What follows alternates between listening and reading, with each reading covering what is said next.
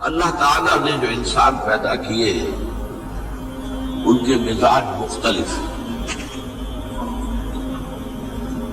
ان میں کچھ لوگ ہوتے ہیں جو قوی ہوتے ہیں ارادے کے، جو فیصلہ کر لیا ڈٹ گئے۔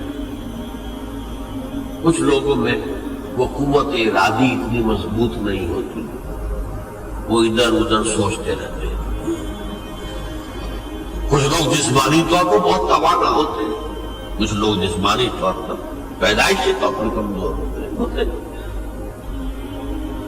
تو اگر کوئی قوت ارادی کمزور رکھنے والا شخص ہے، وہ بھی تو اللہ کی تخلیق ہے، اللہ کا بندہ ہے، خطاؤں کا ظہور ہو جاتا ہے،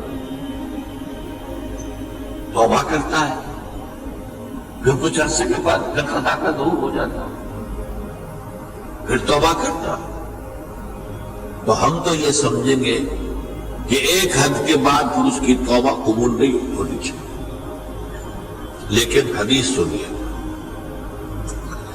وعن ابی ہریرہ رضی اللہ تعالی عنہ قال قال رسول اللہ صلی اللہ علیہ وسلم ان عبدا اذنب ذنبا، یقیناً ایک بندہ جو ہے وہ ایک گناہ کرتا ہے، فقال، پھر وہ کہتا ہے رب، اے میرے پروردگار، اذنبت فاغفر لی، مجھ سے گناہ ہو گیا ہے، مجھے معاف فرما دے۔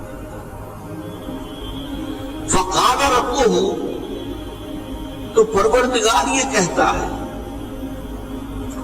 اعلم عبدی ان لہ ربا یغفر الذنب ویأخذ بہ، میرا یہ بندہ یہ جانتا ہے کہ اس کا ایک رب ہے جو گناہ معاف بھی کر سکتا ہے اور سزا دے بھی سکتا ہے۔ کیا معنی ہوئی؟ گناہ اس نے کیا ہے لیکن جانتا ہے اللہ کو تو وہ معاف بھی فرما سکتا ہے، تبھی تو وہ اللہ سے معافی کی درخواست کر رہا ہے۔ اس کے اس جاننے کی بنیاد پر، اس کے اس علم کی بنیاد پر، اس کے اس ایمان کی بنیاد پر فرمایا غفرت لعبدی، میں نے اپنے بندے کو معاف کر دیا۔ ثم مکث ما شاء اللہ، پھر وقت گزرا جتنا کہ اللہ نے چاہا۔ ثم اذنب ذنبا، پھر اس سے گناہ ہو گیا۔ فقال رب اذنبت ذنبا فاغفر، پھر کہتا ہے پروردگار مجھ سے گناہ ہو گیا، پھر مجھے معاف فرما دے۔ فقال ربہ، اللہ فرماتا ہے عالم عبدی ان لہ ربا یغفر الذنب ویأخذ بہ، میرا بندہ ہے نا جو جانتا ہے کہ اس کا ایک رب ہے، ایمان باللہ اس کے اندر ہے، نبی تو پکار رہا ہے، اور یہ بھی جانتا ہے کہ وہ گناہ معاف بھی کر سکتا ہے اور چاہے تو پکڑ بھی سکتا ہے، سزا بھی دے سکتا ہے۔ تو فرمایا، اللہ تعالیٰ فرماتے ہیں میں نے فرمایا کہ میں نے معاف کر دیا۔ ثم مکث ما شاء اللہ، پھر ایک عرصہ گزرا اس کے بعد، ثم اذنب ذنبا، پھر اس نے گناہ کیا۔ قال رب اذنبت ذنبا آخر، اس نے کہا پروردگار میں نے تو پھر ایک اور گناہ کر دیا، فاغفر لی، مجھے بخش دے۔ فقال اعلم عبدی ان لہ ربا یغفر الذنب ویأخذ بہ، میرا بندہ جانتا ہے نا کہ اس کا ایک رب ہے جسے وہ پکار رہا ہے، کیوں وہ جانتا ہے کہ اسے اختیار حاصل ہے کہ چاہے تو بخش دے اور چاہے تو پکڑ لے۔ اس کے اس علم، اس ایمان کی بنیاد پر میں نے اسے معاف کر دیا۔ ایک اور حدیث، میں نے چونکہ اس گفتگو کے لیے ان احادیث کا تفحص کیا ہے، یہ تو بہت ہے حدیثیں، میں نے ان میں سے کچھ چنی ہے۔ ہمارے پاس واعظ ناصح، وہ بھی کسی شخص کو روکتے رہے، برائیوں سے روکتے رہے، نہیں رکتا، تو کہیں غصے میں آ کے اللہ تجھے کبھی معاف نہیں کرے گا. یہ کتنا بڑا جرم ہے، اس کا اندازہ کیجیے اس حدیث سے. جو میرے بندے کو میری رحمت سے مایوس کر رہے ہیں، کتنا بڑا جرم ہے، اس کا اندازہ کیجیے. یہ مسلم شریف کی روایت ہے عن جندب، حضرت جندب رضی اللہ تعالی عنہ سے، ان رسول اللہ صلی اللہ علیہ وسلم حدث، کہ اللہ کے رسول صلی اللہ علیہ وسلم نے ایک واقعہ بیان کیا. ان رجلا قال، کہ ایک شخص نے یہ کہا، واللہ لا یغفر اللہ لفلان، کہ خدا کی قسم اللہ تعالیٰ فلاں شخص کو کبھی معاف نہیں کرے گا. وَأَنَّ اللَّهَ تَعَالَى قَالَ، اس پر اللہ تعالیٰ نے یہ فرمایا، مَنْ ذَا الَّذِي يَتَعَلَّىٰ عَلَيَّ، یہ کون ہے جو میرے اوپر حکومت کرنے والا آ گیا، جو میری طرف سے حکم لگا رہا کہ میں کبھی معاف نہیں کروں گا. مَنْ ذَا الَّذِي، کون ہے وہ شخص، الذي يتعلى علي انی لا اغفر لفلان، کہ میں فلاں شخص کو کبھی معاف نہیں کروں گا. قد غفرت لفلان، اس کو تو میں نے معاف کر دیا. واحبطت عمله، اس شخص کے تمام اعمال میں نے ضائع کر دیے کہ تم نے میرے بندے کو مایوس کیا. یہ ہے جرم کی انتہا. تو توبہ کی دعوت دیتے رہو، توبہ کے لیے لوگوں کو آمادہ کرتے رہو، توبہ جو ہے اس کے لیے ترغیب دیتے رہو. اللہ تعالیٰ معاف فرمانے والا. اب آخری حدیث سنا رہا ہوں، یہ تو بہت ہی عجیب حدیث ہے اور متفق علیہ، بخاری اور مسلم دونوں میں. حضرت ابو سعید الخدری رضی اللہ تعالی عنہ جو ہے اس کے راوی ہیں. حضور نے فرمایا، کانا فی من کانا قبلکم رجل قتل 99 نفسا، تم سے پہلے جو امت تھی بنی اسرائیل، ان کا ذکر ہے، اس میں ایک آدمی ایسا تھا جس نے 99 قتل کیے تھے. اب آپ اندازہ کیجئے اتنا بڑا گناہ کبیرہ ہے قتل.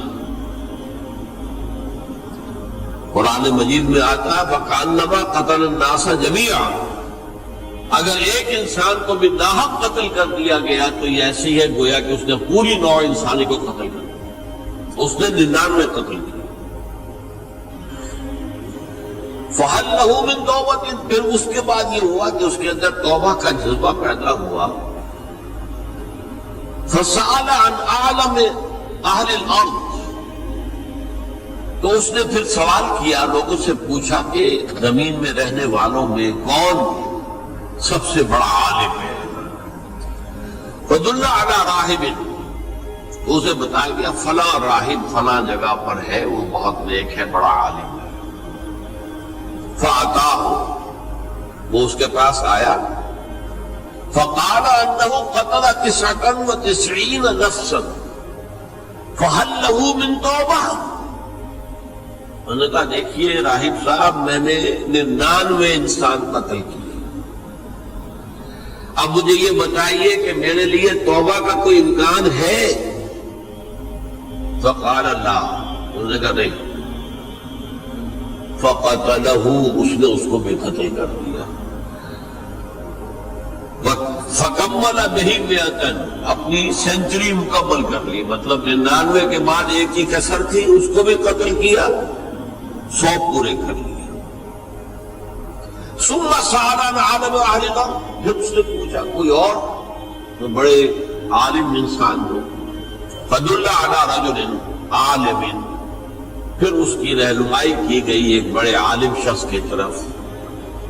فقال انه قتل 100 نفس، تو اس نے وہاں جا کر کہا کہ میں 100 انسان ہلاک کر چکا ہوں، قتل کر چکا ہوں.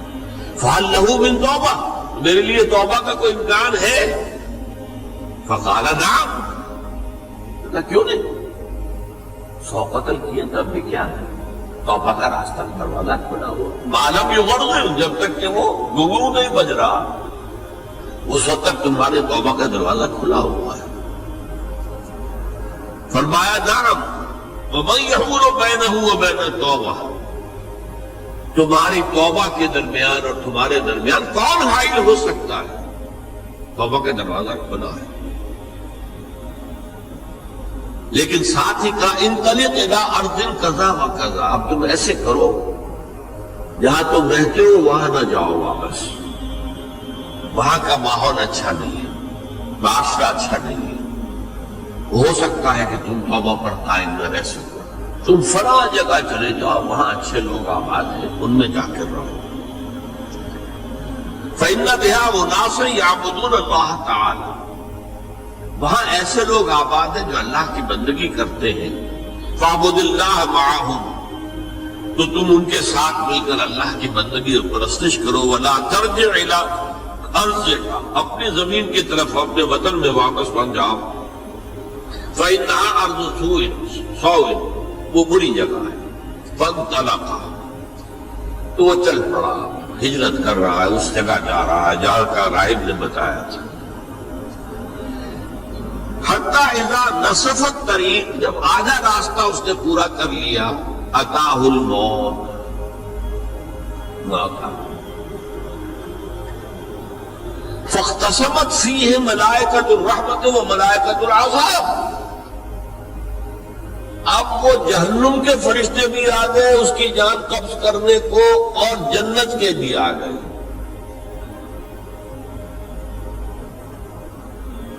فقالت ملائکۃ الرحمہ، رحمت والے جو فرشتے ہیں جنت والے، انہوں نے کہا جا تائبا مقبلا بقلبہ اللہ تعالی، یہ شخص توبہ کر کے اللہ تعالی کی طرف ہجرت کر رہا تھا، اس لیے اس کی نیت کی بنیاد پر اب یہ جنت ہی ہے، لہذا اس کی روح ہم قبض کریں۔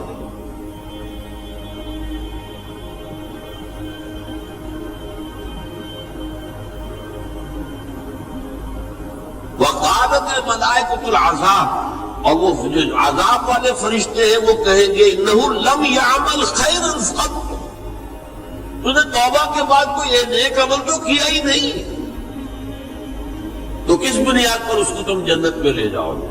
اس کو تو دوزخ میں جانا چاہیے۔ فَأَتَاهُ مَلَكٌ فِي صُورَةٍ آدَمِيٍّ، تو ان کے پاس اللہ نے ایک اور فرشتے کو بھیج دیا آدمی انسانی شکل کے اندر، فَجَعَلُوهُ بَيْنَهُمْ، ان فرشتوں نے کہا بھئی ہمارا فیصلہ کرا دو، اس کی روح ہم لینا چاہتے ہیں یا ہم لینا چاہتے ہیں، انہیں حکم بنا دیا۔ فقال قیسوا ما بین الارضین،